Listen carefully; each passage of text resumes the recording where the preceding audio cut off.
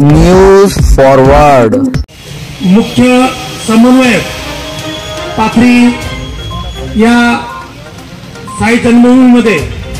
हजर आहेत, तरी महाराष्ट्रातील सर्व शिक्षक समन्वय संघाचे प्रतिनिधी समन्वयक यांना ते आवाहन करणार आहेत। तरी जेवढेही लोक आज फेसबुक लाईव्हला असतील त्यांनी जास्तीत जास्त ही पोस्ट शेअर करावी, राज्यभरामध्ये ही पोस्ट फिरावी अशी मी विनंती करतो। आणि शिक्षक समन्वय संघाचे मुख्य समन्वयकापैकी के.पी. पाटील सर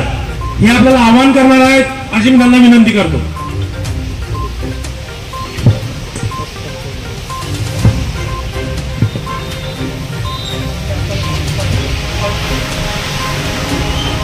राज्यातील सर्व जिल्ह्यामध्ये सुरू असलेल्या शिक्षक समन्वय संघाच्या वेतन हक्काच्या आक्रोश आंदोलनाच्या निमित्तानं या आंदोलनाचा आज पाथरीमध्ये अन्नत्याग आणि जलत्यागाचा तिसरा उपोषणाचा दिवस। यामध्ये आमचे मित्र रवी सर, ज्ञानेश भाई, मोठे बंधू दीपक कुलकर्णी सर, खरं तर यांची तब्येत अत्यंत हालाकीची झाली आहे। आम्ही तर त्यांना विनंती केलीच आहे की आपण अन्नत्याग जलत्याग थांबवला पाहिजे आणि आपण पुढंच गेलं पाहिजे, परंतु ते त्यांच्या आंदोलनावर ठाम असून ते कुठल्याही परिस्थितीत अन्नत्याग आणि जलत्याग थांबवायला तयार नाहीत। शासनाने याची खरंच तर दखल घेणं गरजेचे आहे। पाथरीतून मी राज्यातील सर्व शिक्षक शिक्षकेतर बांधवांना, विशेषतः मराठवाड्यातील प्रत्येक जिल्ह्यामध्ये जे धरणे आंदोलन सुरू आहे त्या जिल्ह्यातील प्रमुख व्यक्ती जी कोणी असेल ठरलेली त्या जिल्ह्याच्या वतीनं त्या जिल्ह्यातील ती प्रमुख व्यक्तीसह सर्व शिक्षकांना विनंती करतो की यापुढे या पाथरीमध्येच आंदोलनाचं केंद्र व्हावं आणि येथूनच सर्व राज्याला दिशा मिळावी ही भूमिका माननीय दीपक कुलकर्णी सर, राहुल सर आणि इथं उपस्थित असलेले प्रमुख सर्व आंदोलनार्थी यांच्या साक्षीनं व्यक्त होते। मी मात्र निमित्ताने आपल्यापर्यंत माहिती सांगू इच्छितो की मराठवाड्यातील परभणीसह इतर सर्व जिल्ह्यातील आंदोलनार्थी सर्व अंशतः अनुदानित शाळेतील शिक्षक शिक्षकेतर कर्मचारी यांना नम्र आवाहन करतो की आपण आपापल्या जिल्ह्यातील सर्व ही धरणे आंदोलने आपल्या जिल्ह्यातील माननीय जिल्हाधिकारी यांना नम्र निवेदन देऊन ते निवेदनामध्ये स्पष्ट उल्लेख करून की मराठवाड्यातील आंदोलनाचं केंद्र यापुढे पाथरीच असून पाथरीमधूनच सर्व दिशा ठरवली जाणार असून मराठवाड्यातील सर्व जिल्ह्यातील सर्व शिक्षकांनी पाथरी येथे आंदोलनासाठी मोठ्या संख्येने उपस्थित राहायचे। येथे उपस्थित राहण्याचं एक भावनिक नातं आपल्या शिक्षण खात्याशी, सांस्कृतिक विभागाशी आहे आणि निश्चितच या खात्याचे आपले पालक माननीय दीपकजी केसरकर साहेब निश्चित पाथरी येथे बसलेल्या या आंदोलनाच्या निमित्तानं चांगला निर्णय घेतील आणि राज्यातील सर्व 63,000 बांधवांच्या कौटुंबिक आनंदात सहभागी होतील आणि सर्व शिक्षकांना आपापल्या शाळेमध्ये विद्यार्थ्यांसाठी ज्ञानार्पणासाठी उत्साह वाढवतील। शिक्षक प्रिय जरी शिक्षण मंत्री असले तर ते अत्यंत विद्यार्थी प्रिय देखील आहे आणि निश्चित माननीय केसरकर साहेबांना आम्ही पाथरीतून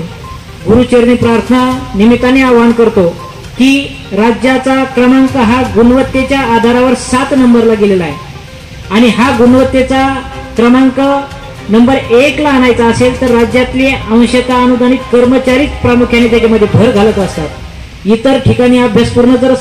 अवलोकन केलं तर निश्चित सगळ्यात जास्त काम करण्याची क्षमता आमच्या अंशतः अनुदानित शाळेतील कर्मचाऱ्यांची आहे। याच्याच उदाहरण बघितलं असेल तर राज्यामध्ये खऱ्या अर्थानं आता ज्यावेळेस वेगवेगळ्या परीक्षा घेण्यात आल्या त्यावेळेस सुद्धा राज्यातील अनेक शाळा वृक्षारोपण असेल जे स्पर्धा जे राबवली त्याच्यामध्ये अंशतः अनुदानित शाळांचाच क्रमांक पहिले आल्याचा दिसला असून याचा सत्कार सुद्धा माननीय केसरकर साहेबांनी मंत्रालय स्तरावर घेतलेला आहे। आणि म्हणून या सगळ्या गोष्टी बाजूला ठेवून माननीय मंत्री महोदयांनी आम्हाला न्याय द्यावा ही अपेक्षा आम्ही पाथरीतून करतो आणि राज्यातील इतर विभागामध्ये असलेले आंदोलनं त्या जिल्ह्यात चालू राहावीत, परंतु मराठवाड्यातली सगळी जिल्ह्यातली आंदोलनं मान्य जिल्हाधिकारी यांना नम्र निवेदन देऊन ही सगळी आंदोलनं पाथरीला मर्ज करावी आणि या आंदोलनातूनच आपण सर्व दिशा यापुढे आपण ठरवणार असून राज्यातील विशेषतः पाथरीमध्ये येणाऱ्या बाहेरच्या प्रत्येक शिक्षकाचं राहण्याची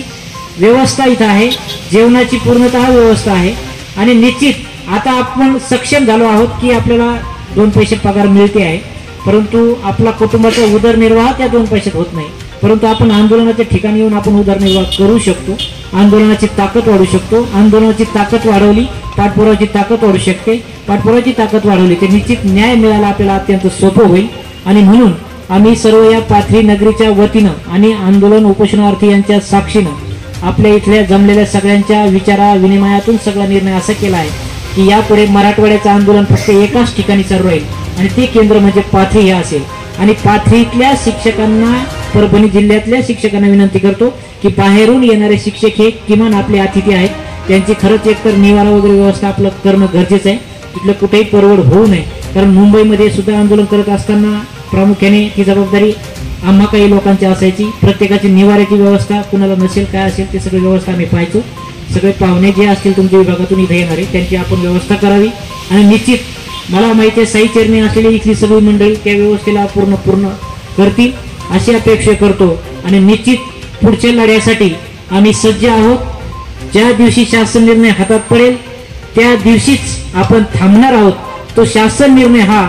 तारखेसह की या तारखेपासून देय राहील अशा स्वरूपाचा कसा निघेल याच्यासाठी निश्चित शिक्षक समन्वय संघाच्या वतीनं तीव्र दाहकता शासनापर्यंत पोहोचवल्या जाईल.